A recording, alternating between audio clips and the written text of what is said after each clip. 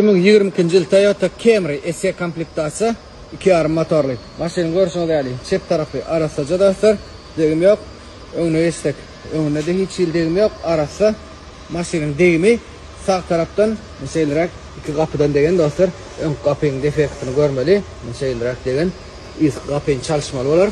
Yakından görüp geçelim. Kırladı. Defekt var. İçine giden dostlar. Bunu özüm düzeltip olur. Nesip olsa. İz tekeren birazcık değişiklik. Hada oyunu seyretmeli olur. Maşinanın izine geçtik. İzinde de degim yok. Arasa SE komplektasi. Görüşüne değerli. İzim arasaca dostlar. Şu bumper yerine yerine koyayım ali. Çep tarafım koy. Qara salon airbag sağ taraf Zanivesk airbag, sağ taraf iki sideni airbag'tan qalan hem airbag'lar yerine multirol, ulu monitor, görüşüne değerli. Gerekli fonksiyalar var. Eko normal, sport rejimler var. Sideniyalar qara koja kombinirlanan.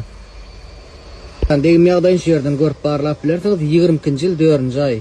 Maşinanın eski salonundan görüp geçelim dostlar. Sideniyalar arasaca. Probek 77.000 mil için. Primerin auksiondan $10.500 töwerek alıp bolar diýip pikirlenýär. Sasar galanam auksion görmeli. Gerekliyseniz gyzyklansaňyz arkaň profiller nomerler bilen habarlaşyp bilersiňiz. Ýatyp geçelim.